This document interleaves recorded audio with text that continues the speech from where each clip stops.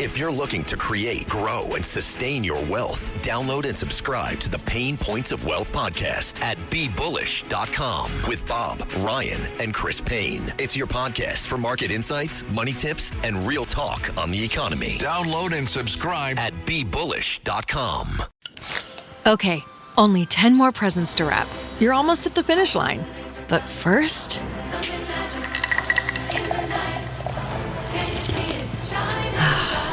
There, the last one. Enjoy a Coca-Cola for a pause that refreshes.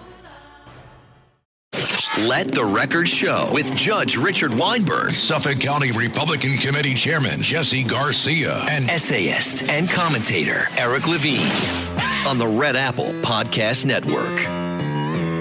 Welcome back to Let the Record Show with Chairman Jesse Garcia of the Republican Party. Jesse is a vice chair of the New York State Republican Party and the county chair of the Suffolk Party. With us, our co-host, Eric Lavine, noted commentator, attorney, and essayist. I'm Judge Richard Weinberg. Well, we're very honored and privileged today to have Elise Stefanik, a great congresswoman, a leader of the Republican Party nationally, made great headlines when she cross-examined the college presidents for their lack of attention and due diligence on the anti-Semitism during the riots in the spring of this year. Elise is a graduate of Harvard College. She is on the Armed Services Committee, the Education Committee. Very importantly, she's the chair of the House Republican leadership. And just a few days ago, she announced that she's going to be running for the Republican nomination for the governorship of New York. Congresswoman Stefanik, welcome to Let the Record Show. We're very, very happy to have you here with us today. It is great to be on the show. We've had an outpouring of support all across our state, and I've been crisscrossing this state. And it's not just from Republicans and independents, it's from traditional Democrats as well, who realize that Kathy Hochul has failed New York, and she needs to be fired to save our state. So looking forward to diving into the issues. Eric. That's great. Well, Elise, thank you for joining us. It's always great to speak with you. I should add, Richard, I mean, let's remember, Elise was originally nominated to be ambassador to the United Nations. Exactly right. And in a great act of patriotism, agreed to withdraw, to step down from that nomination, to serve the president, to continue to serve in the Congress. And for that, we're all grateful. Elise, thank you. And it was absolutely essential that you had to do that because that lead that Speaker Johnson had to control the caucus and control the House of Representatives is absolutely essential to defending and protecting our country. So you truly are a patriot, and that was a selfless act, and we all deeply appreciate that. We know you would have been a great UN ambassador, but we also know you're going to be a great governor of the Empire State. Well, thank you so much. That was very important because if you look at the slim majority that we have in the House, this is historically slim. And we have a once-in-a-lifetime opportunity to deliver for the American people and specifically for New Yorkers.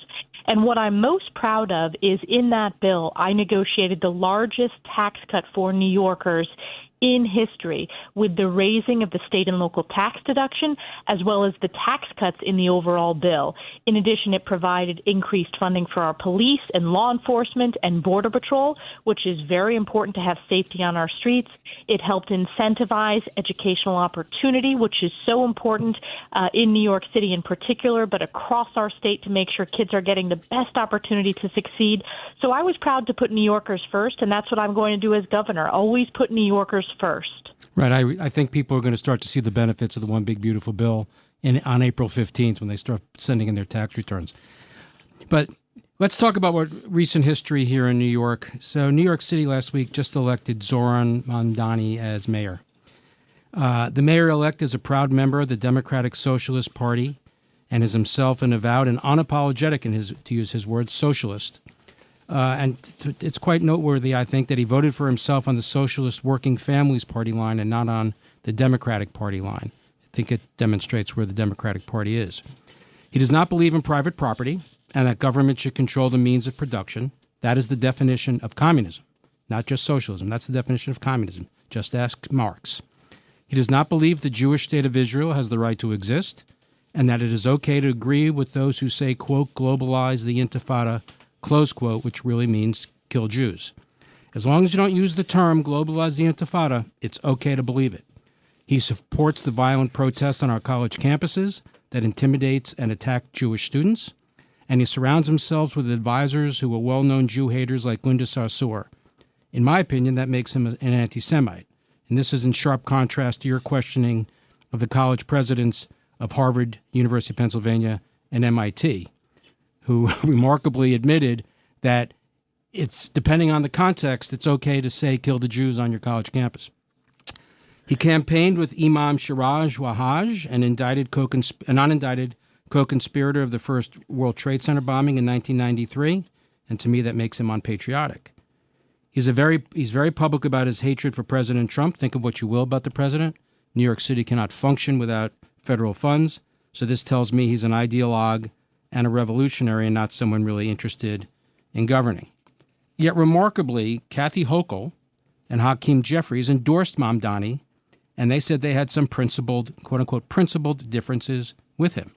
They've never told us what those principled differences are, but at a minimum, assuming they take issue with him on being unpatriotic, a communist Jew hater by endorsing him, they are saying that in their view, reasonable people can differ on the issue of whether or not it is unreasonable to want to make New York and America a socialist or communist country.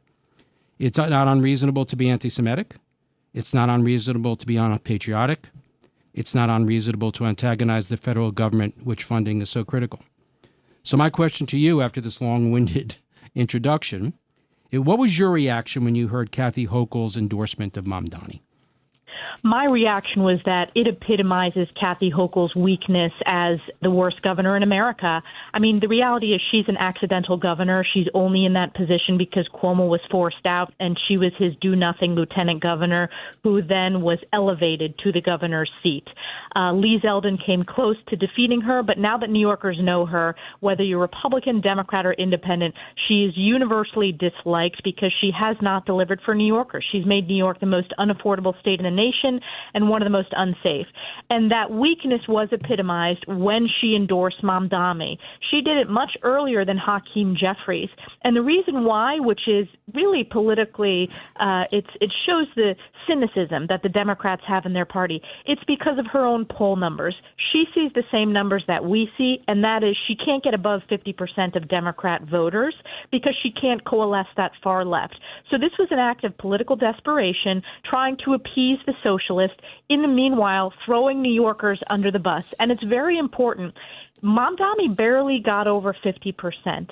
Typically, the Democrat primary nominee gets in the high 60s or 70% in New York City. So that means that almost half of New Yorkers absolutely oppose Mamdani. And that also means they oppose Kathy Hochul. We are having so many people reach out to us who are traditionally voting Democrats and voted for Hochul in the past who have said enough is enough. And when Mamdani ran on the affordability crisis, we're going to have this discussion this next year. The affordability crisis is because of these increasingly socialist tax and spend policies that Democrats in New York, who control everything, by the way, the city council, the governor's seat, the state senate, the state assembly, they own this affordability crisis that is crushing New York families and small businesses. The other point that's important here, Eric, is as New Yorkers know, New York is home to more than 1 million Jewish people, the highest number outside of the state of Israel. This is deeply dangerous to have a raging anti-Semite who is not just legitimized, but endorsed by the governor of New York State. I have been the leader at the national level to combat anti-Semitism, and I've also thought a lot about how the pro-Hamas encampments led directly to the rise of Mamdani. The same people that were at those pro-Hamas encampments were the same people knocking on doors, working in the streets to elect Mamdani, putting New York's safety and prosperity at risk. Well, that's where someone like Linda Sarsour comes in. You know, she's very active in CARE, which is a front for international terrorist organizations, and she was one of his strongest supporters and has said that she's going to be monitoring. She's his mentor, and she's going to monitor to make his conduct as mayor to make sure he toes the line on quote unquote on Palestine and on the Jew issue. So that'll be interesting to watch. So your point is very well taken. I want to pick up on your point about the cynicism involved in the Hochul endorsement. What was particularly interesting to me about the Hochul endorsement was that Mamdani did not endorse her back. This tells me he wants something more from her in exchange for his endorsement. Because as you point out, he needs her. She needs him to win. Right. He wants his agenda passed. He wants free buses, frozen rents. He wants to boycott and divest from Israel, which I understand is against New York law. Raise taxes, individual, corporate in New York City and across the state. And so she's concerned that she's going to be primaried in the first instance by a radical left Lieutenant Governor Antonio Delgado. And she wants Mamdani's help in the primary. And she will need his help in running against you in a general election, in turning out the vote in New York City. She's needed at least 65% of the vote in New York City. My fear is that she's going to agree to implement his agenda. All these people who say, oh, Mamdani can't do this because he needs the governor's help, she's going to promise and she's going to give it to him because he owns her, because she needs him. So my fear is that she will agree to implement his agenda in exchange for his endorsement, but hold off on implementing these policies until after the election, like she did with congestion pricing. That's the game she's going to try to play, and we're already seeing that with the gas stove ban. Kathy Hochul has horrific energy policies that have led to skyrocketing of energy and utility prices. As of January 1, Democrats led by Kathy Hochul passed a ban on gas stoves and an all-electric mandate. Not only will that skyrocket costs, but that's also very unsafe for New Yorkers, particularly in upstate, but all across the state. What did she just do? She just punted that to delay it a year after the election, just like congestion pricing, which she did before the last election, and then she raised taxes on New Yorkers. And just like, let's be honest, Cuomo did that with fracking a few cycles ago when he said he'd make a decision after the election and then ban fracking, putting a moratorium in place. I am going to hold her accountable for that. It is condescending to New Yorkers that she thinks she can lie to them and not be held accountable. We need a full repeal of the gas stove ban. And on the Mamdani question, you're exactly right. They are going to extract what they want from her because she's beholden to them. She had to bend the knee, so whether it's tax hikes, she'll try to call it something differently. You heard the people chanting at her, both in Queens and then when she was on her junket in Puerto Rico, saying, tax the rich, tax the rich. She said, I hear you, and then within 24 hours said she was open to doing that. And then, she said she's not going to raise taxes. First of all, Kathy Hochul has a record of raising taxes. There is not a single tax that she hasn't raised that has been put before her. They are going to extract that from her, and it will once again be another broken promise and lie to New Yorkers, in addition to her previous record of raising taxes, which will only make us more unaffordable than any other state in the nation. So she's really politically in a toxic place, in quicksand. Meanwhile, while her lieutenant governor, who she handpicked, Antonio Delgado, is gaining support in his primary against her. So she will have a bruising primary to get through next year, which will force her to run to the left, and she will beg for Mamdani's endorsement because she's allowed the takeover of New York's Democrat Party by the socialists. If you're looking to create, grow, and sustain your wealth, download and subscribe to the Pain Points of Wealth podcast at BeBullish.com with Bob, Ryan, and Chris Payne. It's your podcast for market insights, money tips, and real talk on the economy. Download and subscribe at BeBullish.com. A message from McAfee. Wondering why the post office is texting you or why you owe thousands of dollars in toll fees? Because someone's trying to scam you. The good news? McAfee can help. With McAfee's award-winning scam detection, it's easy to tell what's real and what's fake over text, in your inbox, and online. If they're You want a free gift? Seriously? If they're faking it, they're not making it past us. Get award-winning scam detection today. McAfee.com/keepitreal. This episode is brought to you by Netflix. New players, new games, new rules. Squid Game, The Challenge returns for a gripping second season. 456 contestants from all walks of life, competing in the ultimate test of strategy, alliances, and endurance. For a life-changing prize of $4.56 million. With stakes this high, why make friends when you can make millions? Catch up on the latest episodes, now playing only on Netflix. Grabbing the holidays by the boughs with Duluth. Step 1. Hire a mall Santa to handle snow removal. Ho, ho, ho! My sciatica. Step 2. Hit Duluth Trading and load up on fire hose pants, buck naked underwear, pocket pack bibs, free swinging flannel, and all kinds of ingenious gear you won't find anywhere else. Grab the holidays by the boughs and shop Duluth Trading, online and in store. And what's very troubling to me, Congresswoman, is the fact that we live, and as Eric will dispute, but I'm still a registered Democrat. I'm the House Democrat. You could be registered Democrat, but no one believes you're a Democrat. Well, that's right. I think like a Republican. I vote Republican because of the last common sense hope for America, and certainly for the state of New York. We're a one-party state. So, and you pointed out earlier, New York City Council, one party. The State Assembly, one party. The State Senate, one-party domination. It's very, very important that we have a countervailing voice, and particularly a strong person who will have real leadership to stop this movement to the left, the overtaxation, the overregulation, the fleeing of our citizens out of the state. We're the empire state, and yet in the last decade we've lost about 1 million people, and we're losing the people who are the most productive. What are your thoughts about keeping productive people here in our state? Well, we have to. I mean, it's existential for New York State. And you're right. We have lost more people than any other state in the nation. Just look at our congressional delegation. It continues to shrink. The districts geographically continue to get bigger. And there's been a hollowing out, particularly in upstate New York when you go to the southern tier, parts of the former sort of manufacturing base that we had in upstate New York. People aren't leaving because of the weather. They're leaving because of the policies. I tell you, when I visit with New Yorkers in Florida, they want to come back to New York, but they've been run out of the state because of the tax issues, because of failed bail reform, and because they have the freedom in other states to continue to thrive and raise their family. The Mamdani win, if you look at the real estate agents in other states, there is a mass exodus, and that is only going to be further fueled over this next year. Because remember, Eric Adams is a Democrat, but he was a check on the city council. Eric Adams is a very common sense, pro-police Democrat. Mamdani is going to be a rubber stamp on the communist in the New York City Council.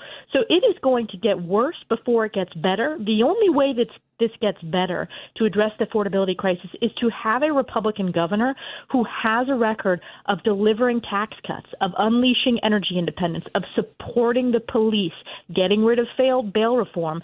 That's my record in Congress. That's what I'm fighting for to save New York. And look, I'm doing this as a mom. I have a young 4-year-old. He was born at Saratoga Hospital in upstate where we live. And I want him to continue living in New York, to be able to achieve his dreams and raise his family someday in New York. My parents are still in New York State. We are New Yorkers, and it's going to be New Yorkers that have to put up this fight to save our state. So you raised the issue of affordability, and Richard made the point correctly that this is a one-party state. How do you implement your plan to make New York affordable while you have a democratically controlled state legislature, Senate and Assembly, and we've never had?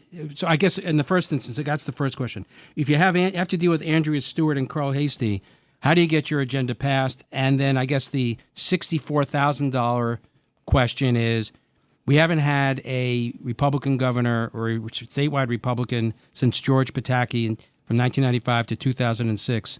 How do you win? Well, first of all, George Pataki is a dear friend. He has a home right up in the Adirondacks, and I've known him for a long time. I actually volunteered on his campaigns when I was very young. And he and I have spent a lot of time talking about how a Republican governor can navigate and lead the budget negotiation process to deliver for New York families. And the governor has outsized authority and is the outsized driver in delivering that. The other piece of this is politically. I believe that with a strong top of the ticket, you can make inroads in both the state Senate and the state Assembly. That is going to be very important. A rising tide lifts all boats. We've seen that in my district with the infrastructure we've built across 15 counties. And we've seen that in other parts of the state where they've done a great job, whether it's on Long Island, in Rockland County, in Erie County as well, where they're making inroads in these key races. So how do we win? We win because Kathy Hochul, her numbers are abysmal. We are, of course, winning over 90% of Republicans. We are winning independents, and we are winning about 25% of Democrats. She is a accidental governor with no political home because she's getting squeezed from the far left and she's getting squeezed from the center. And her record speaks for itself. Her record is one of tax and spend, of an affordability crisis, of an energy crisis with increased costs, of turning her back on police. And these issues, they really resonate across party lines. They really do. This is more existential than ever before. It's not the typical partisan elections, and you saw that in the mayor's race. People are scrutinizing these candidates for what they will deliver to New Yorkers or the catastrophe that they have brought. The other piece is we will have the most robust and well-funded campaign ever that a Republican has ever mounted in New York State, as well as just huge grassroots support. As you know, Eric, I've worked over the decade to help other people across the state, whether it's Republican House members, county leaders, make inroads. We've done that through our Save Our State PAC. We've done that through New York House Battleground. Remember, we flipped the House majority through the state of New York, and I was the one advocating for those House seats and those investments, saying, hey, Republicans can win, and we will. And they are great members who are able to hold down these very competitive districts. We have a very close working relationship and want to work as one team. But it's really about message and having a strong team and being well funded to get that out to voters. Well, I've been told by the booth that we are running out of time, unfortunately. Elise, it's been wonderful having you on the show. We hope you'll come back and keep giving us updates on how the campaign is going.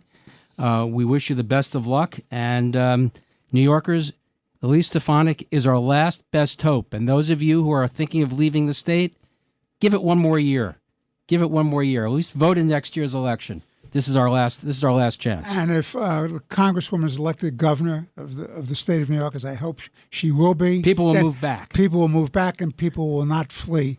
We'll have common sense leadership once again in Albany. Congresswoman, thank you very much for being with us on behalf of Chairman Garcia, Eric Lavine, and myself. It's been a delight having you aboard.